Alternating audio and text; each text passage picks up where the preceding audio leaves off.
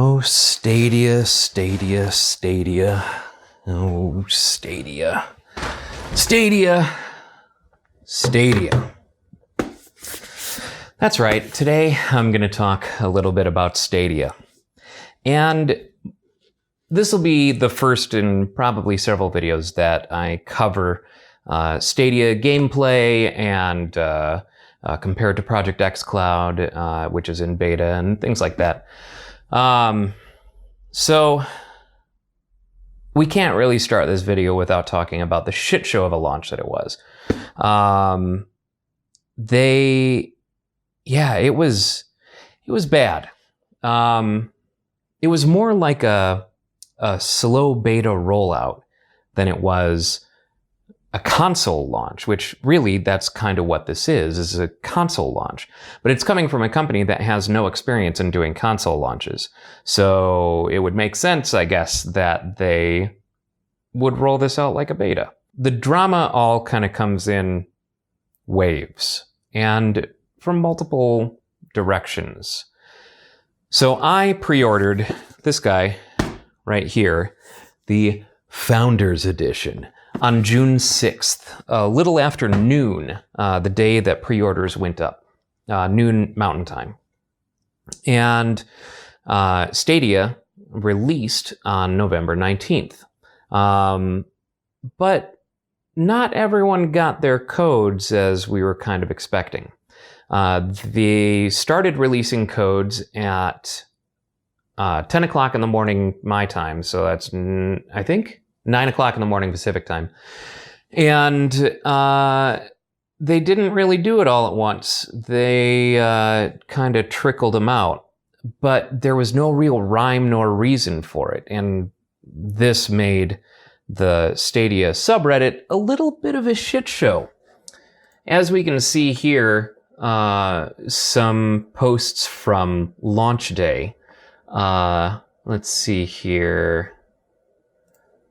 This past week, everyone discussing hype and expectations, Monday through Wednesday, fire. All founders have access and most people are having a great time. That's not an inaccurate depiction of what actually happened. That is quite accurate. Founders Edition guarantees access at launch. The fact that I don't have my code and the platform is launched determined that was a lie. Stadia's updated logo. All kinds of stuff. I mean, the Discord and the subreddit were a bit of a shit show. And understandably so, because people like myself, who paid for the Founders Edition on the day that pre-orders opened, were seeing people who ordered theirs in July or as late as September getting their codes before we did, which seemed a little odd. And Google acknowledged this in their Discord. We're aware that some of you who pre-ordered Founders Edition may not have received your invite codes in the expected time frame. The Stadia team is actively investigating this issue and will be back with an update as soon as possible. Thank you for your patience. So that was at 1:42 p.m. on launch day, on November 19th. That was several hours after they had given out codes to people. I mean, it was basically like cutting in line. It was kind of weird. Then they come back a couple hours later to say, we're sorry for the delayed responses. We've identified an issue where a small fraction of Stadia access codes were sent out of order. That has been addressed. We've continued to roll out codes in the sequence in which we received your pre-order. We look forward to seeing you in Stadia. Now, obviously, this is probably realistic, that it was a small fraction of people who ordered who experienced this problem. Just the people who did experience this problem were very loud, as you might expect. Now, as all of this was going on, there were a couple of other revelations that were happening. Some newsworthy and some not. In the case of this little follow-up that they had to do on the morning of the 21st, looks like there's a bit of confusion this morning regarding games. Free games claimed with your Stadia Pro subscription will not be accessible if your subscription expires. Any games you purchased with or without discounts are yours to play even if your Stadia subscription expires or is canceled. Duh, right? That makes sense. It's like PlayStation Plus. You pay for the subscription, you get a few free games every month, and if you cut that, you no longer have access to those games. But anything that you got a PS Plus discount on, you keep because you have paid money for those. This makes sense, right? This shouldn't have been in question, right? Well, it came straight from Stadia. Someone tweeted, once I purchased the game and finish the subscription, can I always play that game? For example, Football Manager, or do I have to spend $9.90 a month to be able to play? That's a very logical question. Seems that they weren't even asking about Pro games that you have purchased with the Pro discount. The Italian representative responds, "Hi, we saw your post and we want to help you. Games obtained free or with discounts thanks to the Stadia Pro subscription will no longer be available once the subscription has expired. You can continue playing with the games you have purchased at full price." So this should have not passed the sniff test, but it coming from an official communication channel, I can understand people kind of flipping out about this, because if that were true, that would suck and would probably kill the service right from the get-go, if everything else hadn't already done its best to try and kill the service anyway. As you can see, they had to play some damage control on every single tweet that responded to that one in outrage. And fortunately, that little thing was cleared up. Now, as the review embargo had ended, we were starting to see some reviews come out. Some good, some bad, mostly bad. Infamously now, the Washington Post with the spacebar jump test, indicating that the input lag may have been unplayable. I mean, not just drastically greater than estimated, literally unplayable. Fortunately, in my experience, that has not been the case.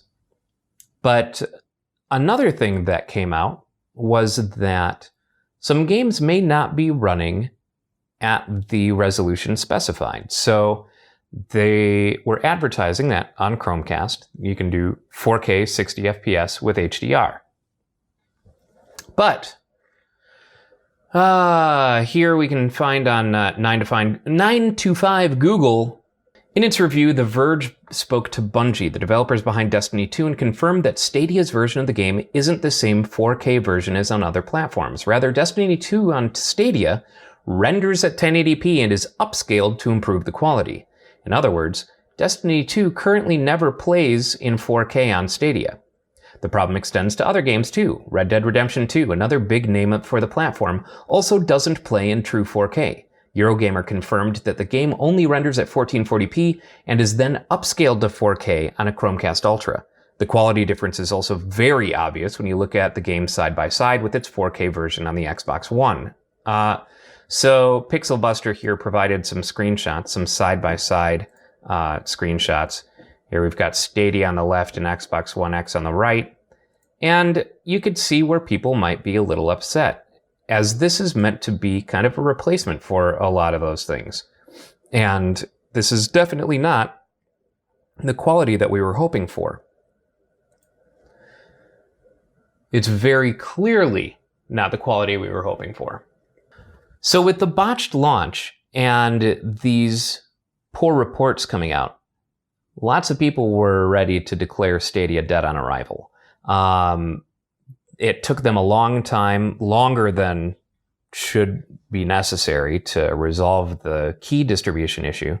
But once it was resolved, they did get it taken care of pretty quickly. As we can see in the Discord,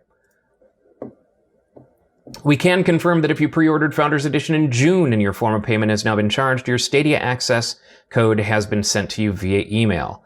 So that was the next day at 7:14 p.m. So it took them 2 full days to get all those June codes distributed, and then they started on July. By now, they have, if you ordered a Founders Edition, they have distributed all of those keys. The most recent update was from yesterday at 12:12 p.m. We wanted to let you all know that there is an update to fix gameplay for users in Puerto Rico currently being tested, so we hope to have something significant for you all very soon. Thanks for your patience and stay tuned. Additionally, if you're a founder and have received your Founders Edition but haven't received your code, please reach out to the Stadia support team, and they'll be more than happy to work with you on your code delivery. So, indicating that Founders Edition should be fully fulfilled, and then they're moving on to the Premier Edition. So here we are 4 days post-launch, with everything that went wrong in those first 4 days, including bad press, even worse performance revelations, bad distribution, just a bad launch altogether. How does the service fare? Honestly, I gotta say pretty well. In my experience in playing both on a wired Chromecast and on a wireless Chromecast, the service has run very decently. Everything looks gorgeous on the wired Chromecast on a big screen TV. The hardware is decent. It's comfortable. I have seen some people asking as to whether the triggers are analog or not, and they absolutely are. I tested this in Trials Rising, and it is definitely an analog trigger. The service has suffered in areas where I'm playing wirelessly.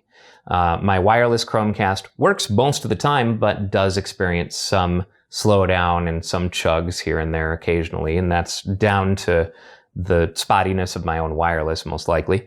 And on my desktop, which is wireless, it has actually kind of been worse than on my Chromecast in the same room. But considering this is a service, I'm sure it will continue to be optimized over time, as they intend on adding a lot of those features that they kind of announced at the beginning when they announced Stadia that they didn't launch with.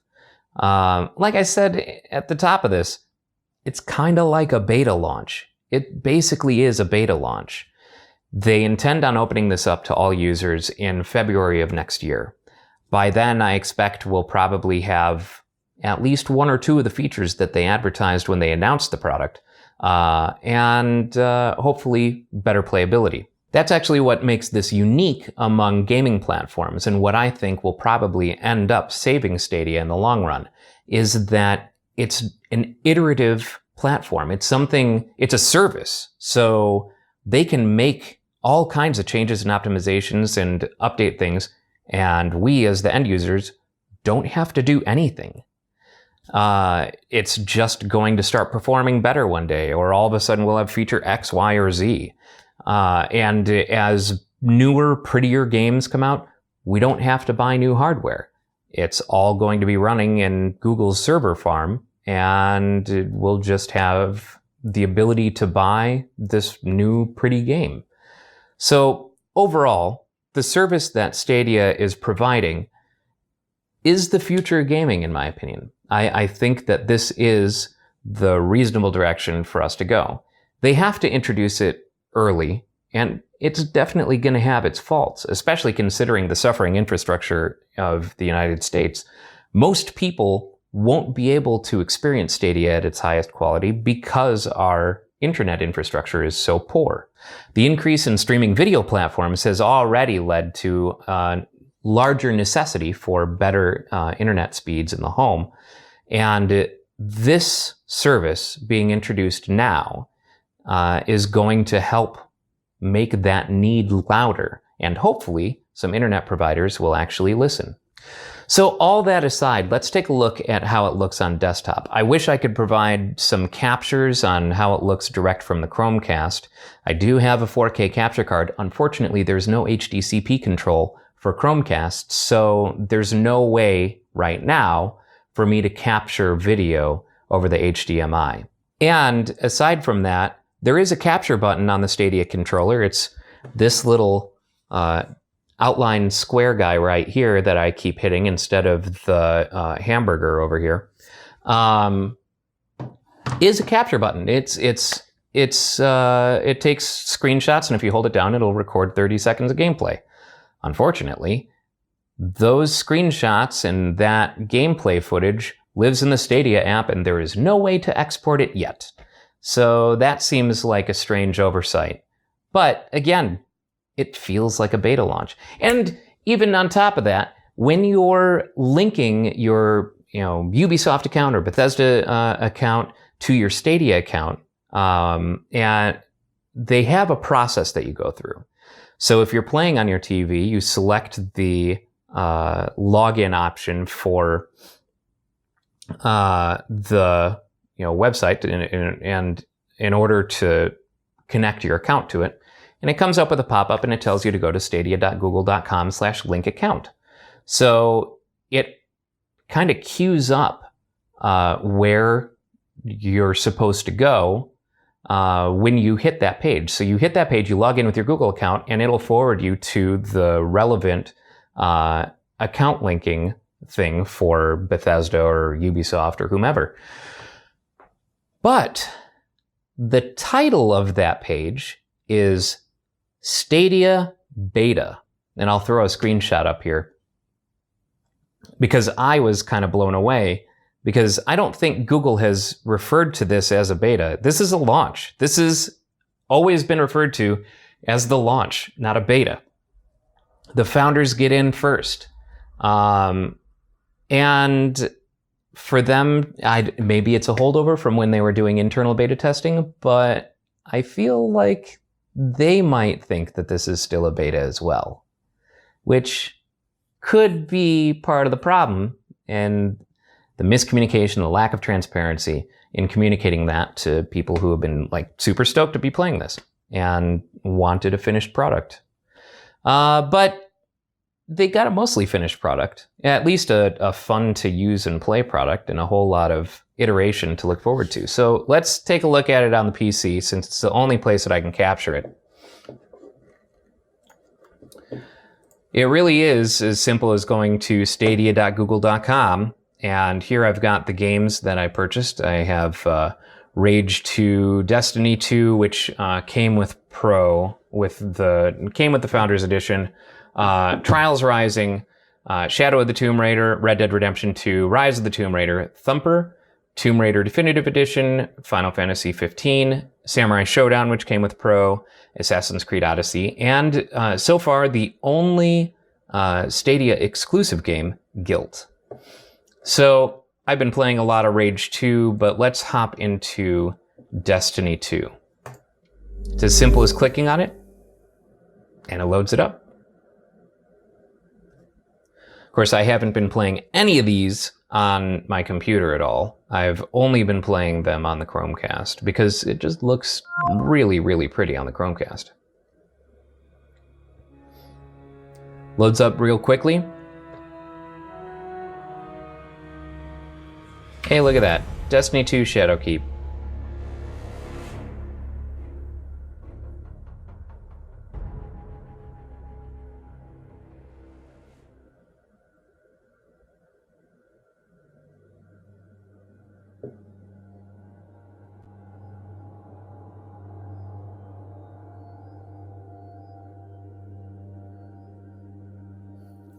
And there we go. And it's just seamless. If I wanted to, I could connect to my controller. We'll fire this guy up, head down to Earth, and launch to Trostland. And as you can see, everything's very smooth. It's very crisp. On PC, you're limited to 1080p. It will not render higher than 1080p. The only way to get 4K quality is on Chromecast.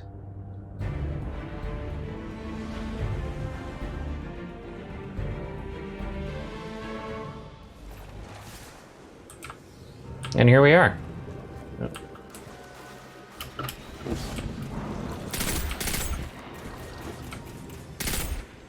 Yeah, I have definitely been playing too much Rage 2. Where'd he go?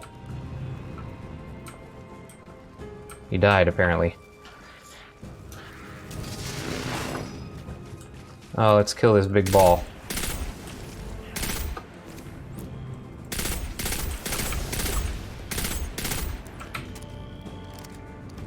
Do I have any grenades?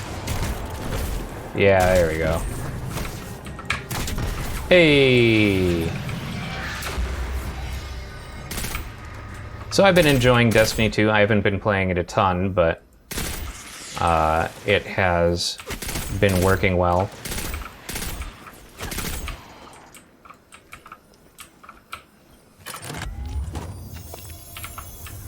Yeah, as you can see, it all runs pretty smooth. And just because we have to, let's do the jump test, shall we? Hey, Washington Post.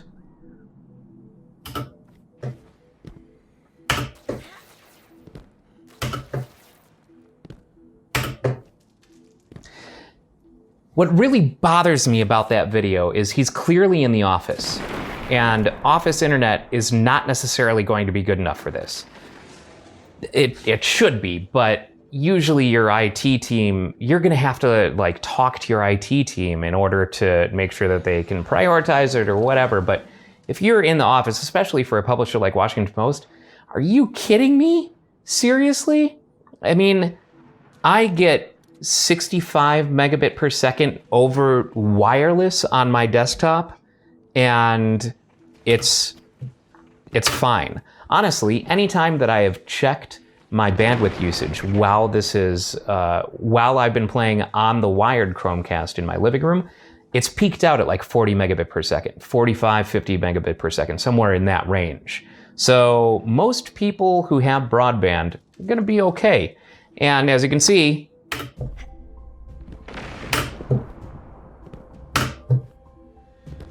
it's not nearly as bad as the Washington Post made it out to be.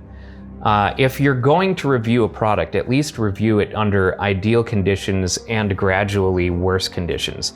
These aren't even ideal conditions. I wish I could capture the ideal conditions, because the ideal conditions actually work great. I've been playing Rage 2 all day long on a wired Chromecast.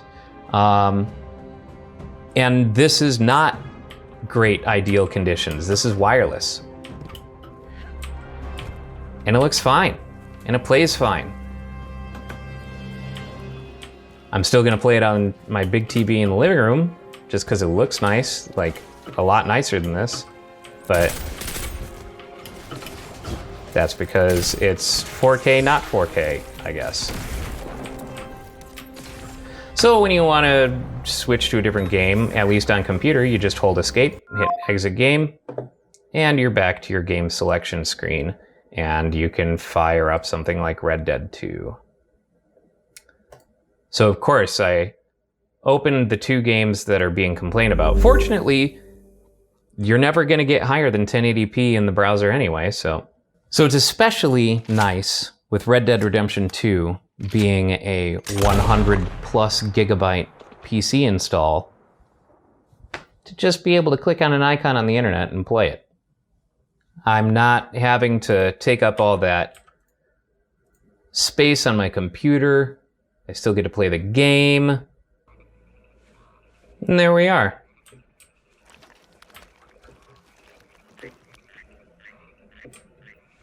I gotta say, not too bad. Though what's concerning is my camp was here. And now it appears to not be here. So that's a little worrying. But that's Rockstar's fault. I believe this is based on... Why is that frog like crawling? That's super creepy looking. Okay, now he's hopping. Yeah. I've heard that there have been a lot of bugs with the PC version of Red Dead Redemption 2, and I expect that this is most likely built off of the PC version of Red Dead Redemption 2. Actually, it would have to be. So all those bugs are going to be apparent here as well. But yeah.